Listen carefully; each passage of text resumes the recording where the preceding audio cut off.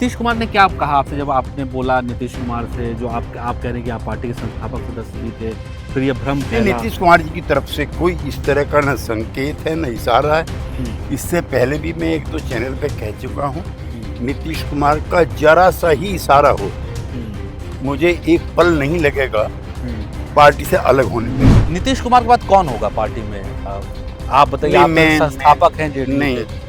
मैं इस अप्रिय सवाल का जवाब इसलिए नहीं नहीं देना मतलब ये चाहता। मैं ये कहना चाहता हूँ कि मेरा ताल्लुक उनके स्वास्थ्य से नहीं है, मतलब कि एक समय जब ऐसा आएगा कि वो रिटायर होंगे तो उनकी जगह कौन होगा पार्टी में? विचार जो हम लोगों ने लोहिया से, जो चरण सिंह जी से, जो कर्पूरी ठाकुर जी से विरासत में लिया है, वो विचार ही ऐसी पार्टियों को गाइड करता है। हमारी पार्टी को डायनेस्टिक सक्सेशन की पार्टी तो है नहीं अन्य पार्टियों की तरफ से, मैं नाम नहीं लेना चाहता, लेकिन इसमें कोई डायनेस्टी नहीं है। न नीतीश कुमार ने कभी डायनेस्टी को सपोर्ट किया, न प्रोपेगेट किया, और मुझे प्रसन्नता है, गर्व भी है, घमंड भी है। अच्छा त्यागी साहब, ये भी कहा जाता है कि कुछ एक जेडीयू में एक गुट है जो कि पार्टी चला रहा है, नीतीश कुमार के इर्द गिर्द वो लोग रहते हैं, वो पार्टी चलाते हैं और उनके द्वारा ही सारे फैसले लिए नहीं, नीतीश कुमार के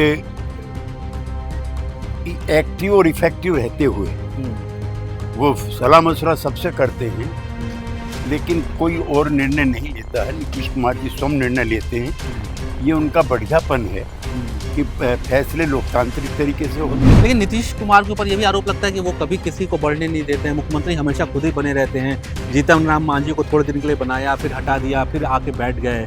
तो नीतीश कुमार कुर्सी से हटने का मोह क्यों नहीं स्वीकार कर पाते? लोग ये उनके नीतीश विरोधी कुमार ये सवाल जी उठाते जैसा हैं। सिद्धांतवादी देश में एक नेता नहीं है। 2014 में जब हम चुनाव हार गए और मोदी जी थम्पिंग मेजॉरिटी से जीत गए, तो यूपी में भी हारे लोग, बंगाल में भी हारे, महाराष्ट्र में भी हारे, हरियाणा में भी हारे, मध्य प्रदेश में हारे। एक नेता था देश में जिसने कहा है कि जनता का वर्डिक्ट मेरे खिलाफ है, लिहाजा मैं अपने पद से इस्तीफा दे दूं। हमारे पुरखे थे सबसे बड़े आज़ादी के आंदोलन के महात्मा गांधी, उन्होंने ही डॉक्टर अब्दुल कलाम आज़ाद के जरिए पैगाम दिया था उन भारतीय मुसलमानों को जो भारत में रहना चाहते थे कि आप ये रहिए, ये आपके पुरखों का मुल्क है, यहाँ पर आपका लाल किला है, यहाँ पर आपकी जामा मस्जिद है, यहाँ पर आपका ताजमहल है, यहाँ पर आपकी कुतुब मीनार है, यहाँ आपके पुरखों ने गंगा जमुना के पानी से वज़ू किया है। जितना ये हिंदुओं का मुल्क है उतना ही मुस्लिम्स का है। तो गांधी जी की और अब्दुल कलाम की इस तकरीर के बाद लाखों लाख मुसलमान जो बागा बॉर्डर से जा रहे थे, अपने सर पे पुटलिया बांधे वो वापस चले गए। कि गांधी का आश्वासन, ये हमारा आपका नहीं था। दुर्भाग्यपूर्ण है जो वातावरण बना है, जाहिर है वो स्वस्थ नहीं है, अच्छा नहीं। आरजेडी में और उत्तर प्रदेश की समाजवादी पार्टी में फ़र्क है। वो फ़र्क जो है वो लालू मार का पॉलिटिक्स का है और मुलायम सिंह मार का पॉलिटिक्स। एक तो दो भारत बन गए, एक असली भारत है जो हमारा है, एक आपका है ये कनाट प्लेस का, नारीमन पॉइंट का, बेंगलुरु का, वगैरह वगैरह। जिस तरह से गांव से ऊंचे पैमाने पर रोजगार की तलाश में लोग शहर में जा रहे हैं, हम चाहते हैं कि वो पलायन भी रुके और गांव में भी वो सारी सुख सुविधा दी जाए जो शहरों में उपलब्ध है। तो गांव बनाम शहर की भी लड़ाई भी है, किसान बनाम व्यापार का भी संघर्ष है। नमस्कार दोस्तों, मेरा नाम है शादाब सिद्दीकी और आज हमारे साथ खास मेहमान पूर्व सांसद केसी त्यागी साहब हैं। त्यागी साहब, सबसे पहले तो बहुत धन्यवाद कि आपने समय निकाला। मेरा पहला सवाल त्यागी साहब ये है कि आप तो बड़े लंबे समय से राजनीति में हैं, बहुत आपने दौर देखे, 50 साल हो गया। तो अभी आप किस पार्टी में हैं? जेडीयू नेता का एक बयान आया था, आप उसको कैसे देखते हैं? नहीं, मैं जनता दल यूनाइटेड में हूँ और मैं इसका संस्थापक हूँ जी। 5 नेताओं ने, जॉर्ज फर्नांडिस, शरद यादव, नीतीश कुमार, मैं और दिग्विजय सिंह जी जो भूतपूर्व विदेश राज्य मंत्री रहे, पांचों ने 30 अक्टूबर 2003 में ये पार्टी बनाई थी। मैं इसका चीफ जनरल सेक्रेटरी था, जॉर्ज साहब अध्यक्ष थे, शरद यादव पार्लियामेंट्री बोर्ड के चेयरमैन थे। और किसी के बयान की छोड़िए, मेरा संबंध नीतीश कुमार जी से है। तो क्यों, आपको क्या लगता है किसने बयान दिलवाया या जानबूझकर ये बयान दिया गया? आप कैसे देखते हैं उस बयान को? क्योंकि उसके बाद बहुत लोगों के मन में जिज्ञासा हुई कि केसी त्यागी जो कितने बड़े नेता हैं, पुराने नेता हैं, वो आखिर ऐसी बात पार्टी का प्रवक्ता क्यों बोल रहे हैं? नहीं, मुझे पता नहीं है। और उसके बाद मुझसे कई नेताओं से मेरी वार्ता भी हुई है, लेकिन आज तक ना तो मुझे कोई ऐसा पत्र मिला है जिसमें इसका जिक्र हो कि मैं पार्टी का सदस्य नहीं हूँ या पदाधिकारी नहीं हूँ। इस समय मैं आपसे बात कर रहा हूँ, उस समय भी नीतीश कुमार जी के द्वारा मुझे जो बनाया गया था पार्टी का एडवाइजर, मैं उस पद पर हूँ। यद्यपि पार्लियामेंट्री बोर्ड के चीफ स्पोक्समैन के पद से मैंने बहुत दिन पहले इस्तीफा दे दिया था, और उसका कारण भी मैंने लिखा था, अगर आपको याद हो, कि अब जिस तरह की बहस इस पर शुरू हो गई है, खास तौर से चैनल्स पर, मैं उसका हिस्सा नहीं हो सकता हूं, क्योंकि मैं 50 साल से ज़्यादा समय मैंने अपना राजनीति में गुजारा है, और बहस का स्तर इतना निम्न कभी नहीं था जितना आज हुआ। तो अच्छा, नीतीश कुमार ने क्या कहा आपसे जब आपने बोला नीतीश कुमार से, जो आप कह रहे हैं कि आप पार्टी के संस्थापक सदस्य भी थे, फिर ये भ्रम फैला? नीतीश कुमार जी की तरफ से कोई इस तरह का न संकेत है न इशारा है। इससे पहले भी मैं 1-2 चैनल पे कह चुका हूँ, नीतीश कुमार का जरा सा ही इशारा हो, मुझे एक पल नहीं लगेगा पार्टी से अलग होने पे। लेकिन मैं नीतीश कुमार जो है मेरे मन में है, और मैं आपके चैनल पर ऑन रिकॉर्ड कहना चाहता हूँ कि चौधरी चरण सिंह और कर्पूरी ठाकुर के अलावा मैंने 12 राष्ट्रीय अध्यक्षों के साथ काम किया, जिसमें से कई प्राइम मिनिस्टर भी रह चुके हैं। चरण सिंह जी और कर्पूरी ठाकुर के बाद ऐसा नेता देश में मुझे कोई और नहीं मिला जैसे नीतीश कुमार। जिन्होंने बयान दिया, आपने उनसे कभी बात की कि भाई ऐसा बयान क्यों दिया उन्होंने? मैं नहीं जानता कौन है बयान देने वाले। अच्छा। और ना मैं उसको कोई इम्पोर्टेंस देता हूँ। मेरी जिस तरह की सीनियरिटी है, मेरा जिस तरह का अनुभव है, मैं 1 दर्जन से ज्यादा बार देश की विभिन्न जेलों में कांग्रेस सरकार के विरुद्ध, इंक्लूडिंग इमरजेंसी, मैं जेल में रह चुका हूँ। इसलिए मैं जरूर नहीं समझता कि किसी के बयान से, लेकिन आप उस पर इतना जोर मत दीजिए। मैं अभी भी आपसे कहना हूँ कि मैं आज भी जनता दल में। अच्छा, एक बात और है सर कि नीतीश कुमार की तबीयत को लेकर काफ़ी बातें पिछले दिनों मीडिया में चल रही हैं। कई बार उनके विजुअल भी आए जिसमें थोड़ा वो ऐसी चीज़ें करते हुए दिखाई दिए। तो आप कोई अपडेट देंगे कि नीतीश कुमार की तबीयत कैसी है? नहीं, उस पर मैं कोई अपना वक्तव्य नहीं देना चाहता। या तो परिवारजन या डॉक्टर ही उस पर कुछ बोलेंगे तो ज़्यादा अच्छा होगा। जहाँ तक मेरा 50 साल का नीतीश कुमार का साथ है, मैं उनका बेहतरीन स्वास्थ्य रहा है, याददाश्त बहुत जबरदस्त रही है, और व्यवहार स्वभाव बहुत जबरदस्त रहा है। मोदी जी के पैर छूते हुए बहुत वीडियो वायरल हुआ 2 बार, तो लोगों ने कहा कि भाई ये क्या, मतलब नीतीश जी ने इस पर तो डॉक्टर और परिवारजन ही अच्छा बोल सकते। मैं तो एक उनका दोस्त साथी होने के नाते उनके अच्छे और बेहतरीन स्वास्थ्य की इच्छा और अभिलाषा रखता।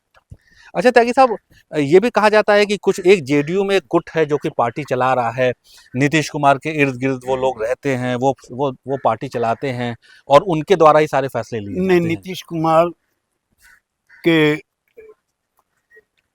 एक्टिव और इफेक्टिव रहते हुए वो सलाह मशवरा सबसे करते हैं, लेकिन कोई और निर्णय नहीं लेता है। नीतीश कुमार जी स्वयं निर्णय लेते हैं। ये उनका बढ़ियापन है कि फैसले लोकतांत्रिक तरीके से होते हैं और सब फैसलों में उनकी सहमति भी होती है।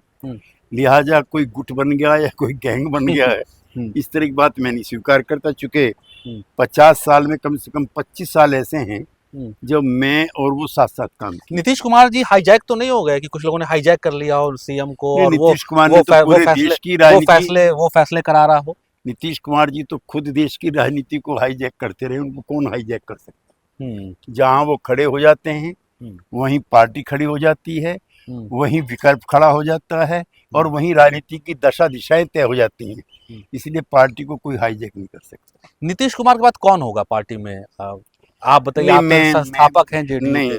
मैं इस अप्रिय सवाल का जवाब इसलिए नहीं मतलब मैं ये कहना चाहता हूँ कि मेरा ताल्लुक उनके स्वास्थ्य से नहीं है, मतलब कि एक समय जब ऐसा आएगा कि वो रिटायर होंगे तो उनकी जगह कौन होगा? विचार जो हम लोगों ने लोहिया से, जो चरण सिंह जी से, जो कर्पूरी ठाकुर जी से विरासत में लिया है, वो विचार ही ऐसी पार्टियों को गाइड करता है। हमारी पार्टी को डायनेस्टिक सक्सेशन की पार्टी तो है नहीं अन्य पार्टियों की तरफ से, मैं नाम नहीं लेना चाहता, लेकिन इसमें कोई डायनेस्टी नहीं है। न नीतीश कुमार ने कभी डायनेस्टी को सपोर्ट किया, न प्रोपेगेट किया, और मुझे प्रसन्नता है, गर्व भी है, घमंड भी है। अकेला नेता देश में है कर्पूरी ठाकुर, चरण सिंह के बाद में फिर कहना चाहता हूँ, जिसने परिवारवाद को बढ़ावा। कहा जाता है कि नीतीश कुमार को जिसने जिसने आगे बढ़ाया वो सबको बाहर का रास्ता देखना पड़ा, चाहे वो जॉर्ज फर्नांडिस हो या दूसरे लोग हों। नहीं, जॉर्ज फर्नांडिस का जो जिक्र आप कर रहे हैं, उनको अल्जाइमर हो गया था जी, और वो निर्णय लेने की स्थिति में नहीं थे। जहाँ तक लालू जी का और नीतीश जी का सवाल है, तो लालू जी से तो सैद्धांतिक और वैचारिक मतभेद हैं, और शरद यादव जी से भी एनडीए में शामिल होने या ना होने के राजनीतिक सवाल पर हुए हैं। बाकी मुझको कोई ऐसा मौका नहीं लगता है कि उन्होंने किसी को बिट्रे। अच्छा, निशांत की राजनीति को आप कैसे देखते हैं? आपकी क्या ओपिनियन है? क्या उनके बेटे को पॉलिटिक्स में आना चाहिए? बहुत से लोग कहते हैं कि भाई आना चाहिए, कुछ लोग कहते हैं कि नहीं आना चाहिए। फैसला उनके परिवार को करना है या नीतीश जी को करना है, लेकिन नीतीश जी कभी डायनेस्टिक पॉलिटिक्स को प्रोपेगेट या बढ़ाने के पक्षधर नहीं रहे हैं, और कभी ये सवाल हम लोगों के सामने भी नहीं पैदा हुआ है जो आज आपसे पूछ रहे हैं कि उनको सक्रिय राजनीति में आना चाहिए कि नहीं आना चाहिए। बाकी निशांत हैं, वो राजनीतिक कार्यकर्ता के रूप में पार्टी में आना चाहते हैं तो स्वागत है, लेकिन हम लोग उस शैली में नहीं प्रोपेगेट करते हैं। और अगर करना होता तो नीतीश कुमार जी 25 साल से मुख्यमंत्री हैं, कोई भी पद प्रतिष्ठा देकर के उनको स्थापित कर सकते हैं। आरजेडी का जो हमला है वो सबसे ज्यादा नीतीश कुमार पर होता है। वो उनके हेल्थ को लेकर बहुत ज्यादा अटैकिंग होते हैं। तो आपको क्या लगता है कि देखिए, कहा यह जाता है कि जहां जहां जिस राज्य में बीजेपी जाती है, जो नंबर 1 पार्टी है वो नंबर 2 हो जाती है। शिवसेना में 2 फाड़ हो गए, या जिसने जिसने सपोर्ट किया वहां बीजेपी हावी हो गई। तो आपको लगता है क्या बिहार में भी कभी ऐसा होगा कि बीजेपी का मुख्यमंत्री हो जाएगा? मैं कई पार्टियां आपको गिनवाना चाहता हूँ जो एनडीए का हिस्सा रही हैं, लेकिन कई फाड़ नहीं हुई। National conference, Akali Dal, TDP, ममता की पार्टी, जेडीयू, तो 5-6 पार्टी तो यही हो गई। ये प्रचार बीजेपी या एनडीए विरोधी जो संगठन है, व्यक्तियों के समूह हैं, उनके द्वारा प्रोपेगेट किया हुआ है। और दूसरा ये कि बीजेपी जिस तरह से कार्यकर्ता प्रधान पार्टी है, उसके मुकाबले में जिन दलों का जिक्र हम और आप कर रहे हैं वो व्यक्ति और परिवार प्रधान पार्टी है। अब परिवार में मतभेद होते हैं तो पार्टियां विभाजित हो जाती हैं। आरजेडी में परिवार में मतभेद है, पार्टी विभाजित। महाराष्ट्र में परिवार में विभाजन तो पार्टी विभाजित है। पंजाब में परिवार में विभाजन तो पार्टी स्थापित विभाजित। लेकिन नीतीश कुमार के ऊपर यह भी आरोप लगता है कि वो कभी किसी को बढ़ने नहीं देते हैं, मुख्यमंत्री हमेशा खुद ही बने रहते हैं। जीतन राम मांझी को थोड़े दिन के लिए बनाया, फिर हटा दिया, फिर आके बैठ गए। तो नीतीश कुमार कुर्सी से हटने का मोह क्यों नहीं स्वीकार कर पाते? लोग ये उनके विरोधी ये सवाल उठाते हैं। सिद्धांतवादी देश में एक नेता नहीं है। 2014 में जब हम चुनाव हार गए और मोदी जी थंपिंग मेजोरिटी से जीत गए, तो यूपी में भी हारे लोग, बंगाल में भी हारे, महाराष्ट्र में भी हारे, हरियाणा में भी हारे, मध्य प्रदेश में हारे। एक नेता था देश में जिसने कहा है कि जनता का वर्डिक्ट मेरे खिलाफ है, लिहाजा मैं अपने पद से इस्तीफा देता हूं, नंबर 1। और जीतन राम मांझी जी को उन्होंने बनाया। आपको तो अप्रिशिएट करना चाहिए कि जीतन राम मांझी जो समाज के अंतिम व्यक्ति थे, समाज से निकले हुए मांझी समाज के, उसको उन्होंने मुख्यमंत्री बनाया।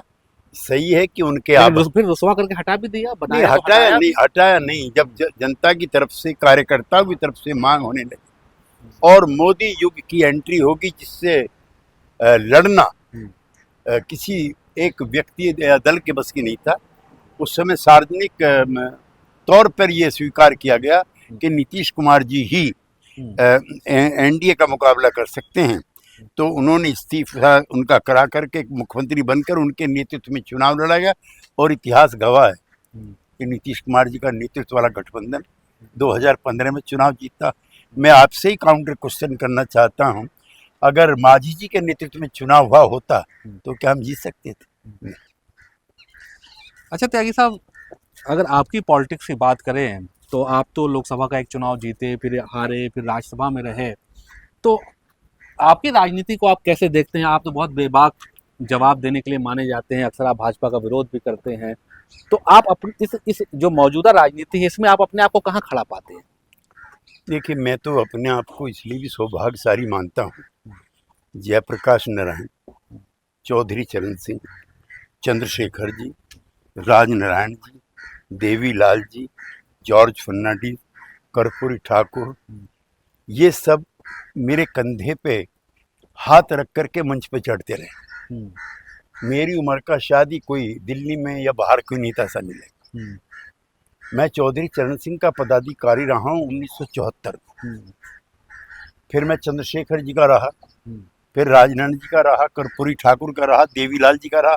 तो एक तो तब की राजनीति में, अब की राजनीति में फर्क ये है, तब किसी गरीब परिवार का बच्चा भी मेहनत मशक्कत करके और आंदोलन का हिस्सा बन के बड़ा पद पा जाता था।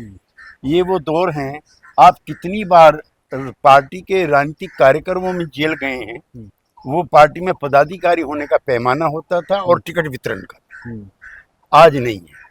ये तो बड़ा फर्क तो ये हो गया। अच्छा, आप जैसे संसद जहाँ में तक बीजेपी से आपने कहा, जी, मैंने जनसंघ के जमाने से काम का साथ करना शुरू किया है। वो अलग विचारधारा की पार्टी है, समाजवादी आंदोलन अलग विचारधारा का है। लेकिन एक सवाल पर हम 50-60 साल से ज्यादा समय से एक साथ है, वो है गैर कांग्रेसवाद। डॉक्टर लोहिया और उनके जो नेता थे दीनदयाल उपाध्याय जी, इन्होंने 67 में गैर कांग्रेसवाद की कल्पना की थी।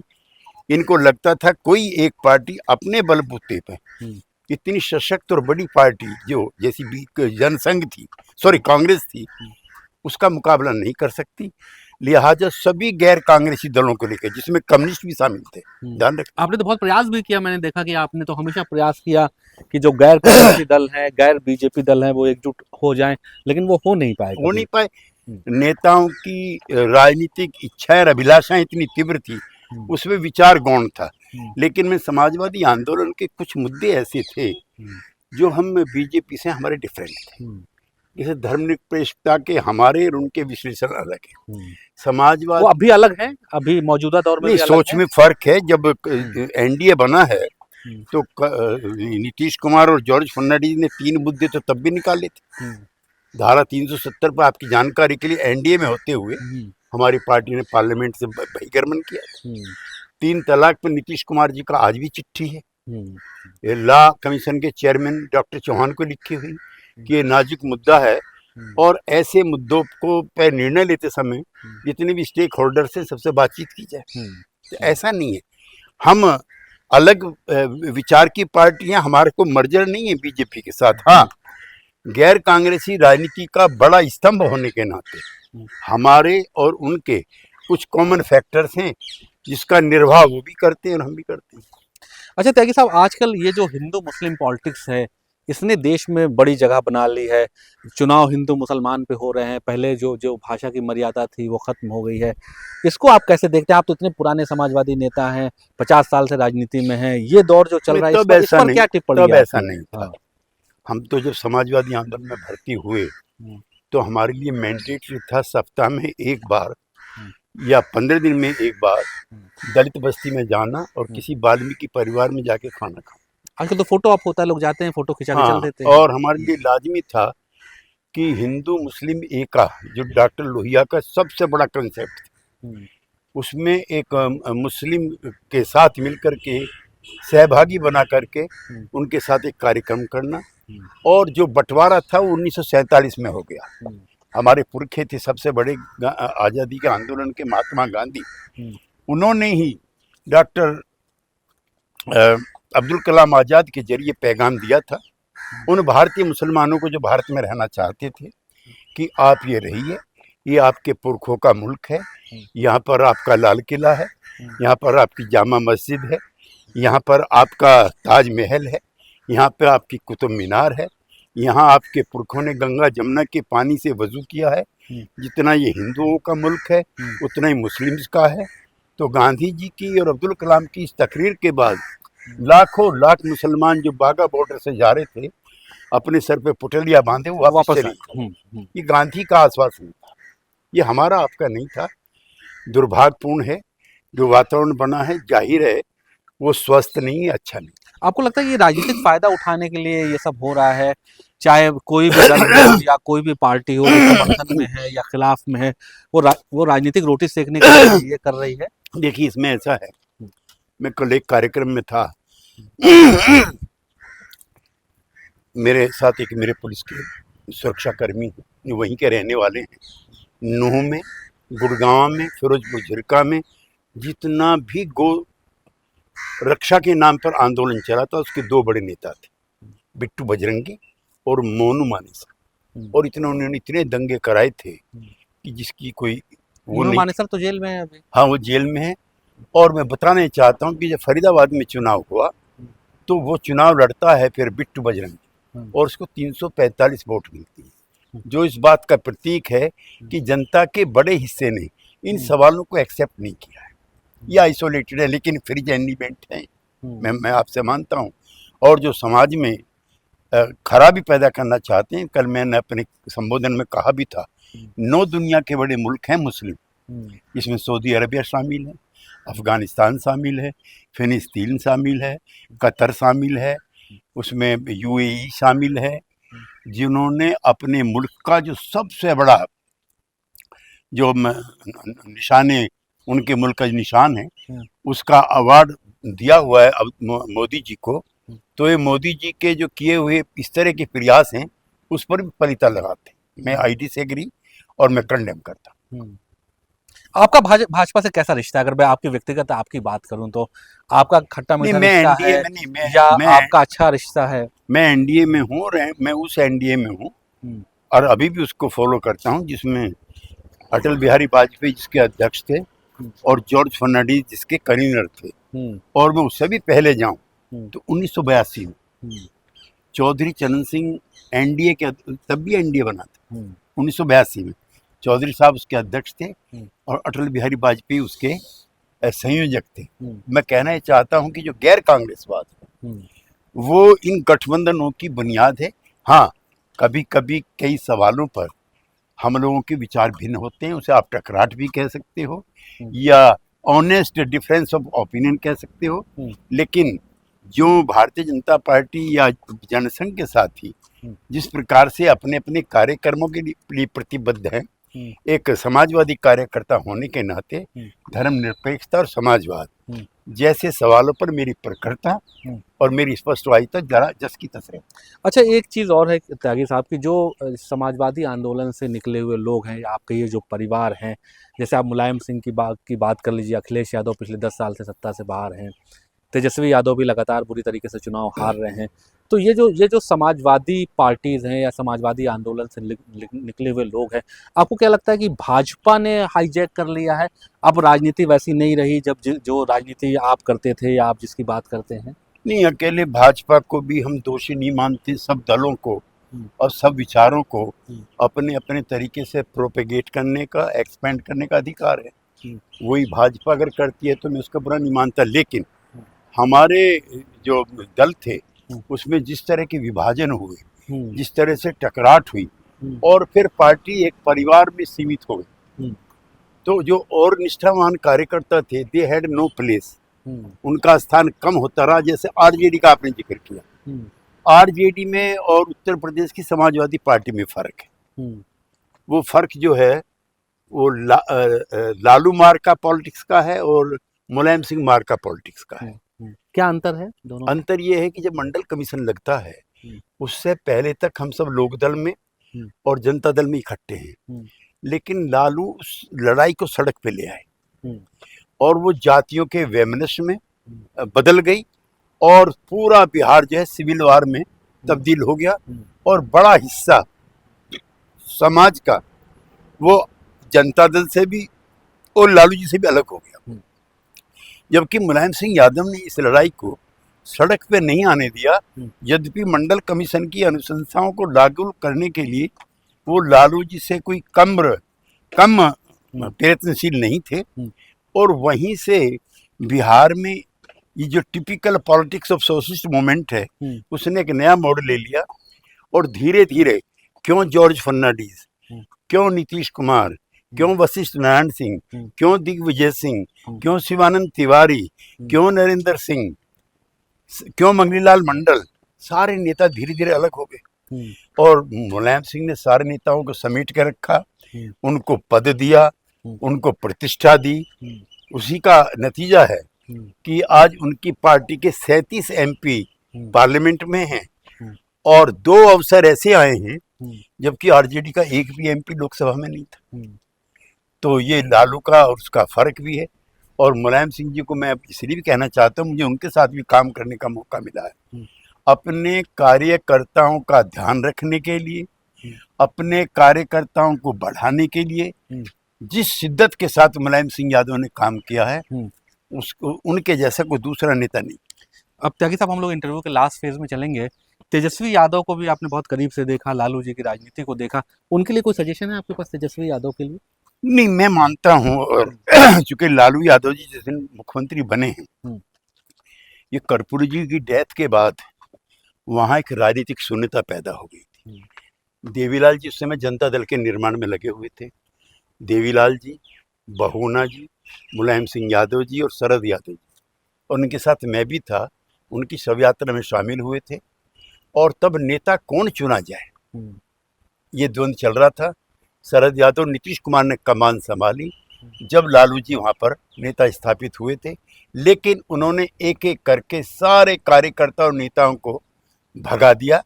लिहाजा अभी मैं मानता हूँ, चूँकि मेरा बिहार से भी करीब का रिश्ता रहा है, आरजेडी का इस रूप में रिवाइवल नहीं हो सकता। उन्हें तौर तरीके भी बदलने पड़ेंगे, कार्यक्रम भी बदलने पड़ेंगे और थोड़ा सा इसको पार्टी को डिसेंट्रलाइज भी करना पड़ेगा, क्योंकि परिवार में बहुत मतभेद हैं। और इधर जो मुकदमे चल रहे हैं, खास तौर से जो जमीन लिखवाने और रोजगार देने वाला है, वो काफी गंभीर है और देश की जनता भी इन चीजों को बारीक से देखती है। तो आरजेडी का जो रिवाइवल है वो मुझको मुश्किल लगता है इस स्वरूप में जो प्रेजेंट फॉर्म। अच्छा त्यागी साहब, मेरा लास्ट सवाल कि आप तो लेखक भी हैं और तमाम गोष्ठियों में विचार रखते हैं, चैनल्स पे जाते हैं। मैं देख रहा हूँ कि आपने किताब लिखी है संकट की खेती। जिसका लोकार्पण समारोह भी हुआ है और उसका पोस्टर मुझे सामने दिखाई दे रहा है। तो इस पे कुछ रोशनी डालिए, ये एक बार इसको दिखाइए भी। देखिए, ये जो है, मैंने अपने राजनीतिक जीवन की शुरुआत चौधरी चरण सिंह के नेतृत्व में की जी। मैं मानता हूं कि आज़ादी के बाद जो असली भारत है उसकी बड़ी उपेक्षा हुई। आपको जानकर के आश्चर्य होगा कि 67 से पहले MSP नहीं थी। यानी कि जो बाजार की ताकतें हैं, जो आड़ती हैं, वो किसान के खेत में जाकर के तय करते थे कि इस साल फसल के क्या दाम होंगे। Thanks to doctor MS Swaminathan कि उनकी अध्यक्षता में MSP का सिद्धांत लागू हुआ, यद्यपि उसके जो मूल्य तय करने के तौर तरीके हैं वो बहुत डिफेक्टिव। पिछले 10 साल में, 15 साल में जिस तरह से खाद के, बिजली के, पानी के, फर्टिलाइजर के, अन्य इंसेक्टिसाइड के जिस तरह से दाम बढ़े हैं, प्रोपोर्शनेटली किसानों को उसकी फसल के उस तरह से दाम नहीं मिलते। तो उस आंदोलन का मैं एक हिस्सा रहा हूँ और मेरे जो लेख हैं ये उसी का संकलन है। स्वामी सहजानंद सरस्वती और चौधरी चरण सिंह को ये पुस्तक समर्पित है। और मेरा मानना है कि जो गांधी जी ने, सरदार पटेल ने और चौधरी चरण सिंह ने जो सवाल खड़े किए थे वो अभी भी अनआंसर्ड हैं। किसानों के सवालों पर बहुत कुछ होना अभी बाकी है। लिहाजा हम निरंतर उन सवालों को उठाते रहते हैं। एक तो 2 भारत बन गए, एक असली भारत जो हमारा है, एक आपका है ये कनाट प्लेस का, नारीमन पॉइंट का, बेंगलुरु का, वगैरह वगैरह। जिस तरह से गांव से ऊंचे पैमाने पर रोजगार की तलाश में लोग शहर में जा रहे हैं, हम चाहते हैं कि वो पलायन भी रुके और गांव में भी वो सारी सुख सुविधा दी जाए जो शहरों में उपलब्ध है। तो गांव बनाम शहर की भी लड़ाई भी है, किसान बनाम व्यापार का भी संघर्ष है। जिस तरह से व्यापारिक संस्थानों को छूट दी जाती है और किसानों के साथ बजट में राहतें नहीं मिलती हैं। किसान आयोग का भी गठन किया जाना चाहिए, मेरा ये मानना। वक्त आ गया जब किसान आयोग का गठन हो, उसमें किसानों के प्रतिनिधि हों और उनकी जो रिकमेंडेशंस हैं उस पर सरकार अमल। त्यागी साहब बहुत बहुत शुक्रिया। आपसे बात करना हमेशा सुखदायी होता है। आपकी जो अनुभव है, जो यादें हैं, वो एक बहुत बड़ा खजाना है। और बहुत धन्यवाद, आपने समय निकाला। Thank you.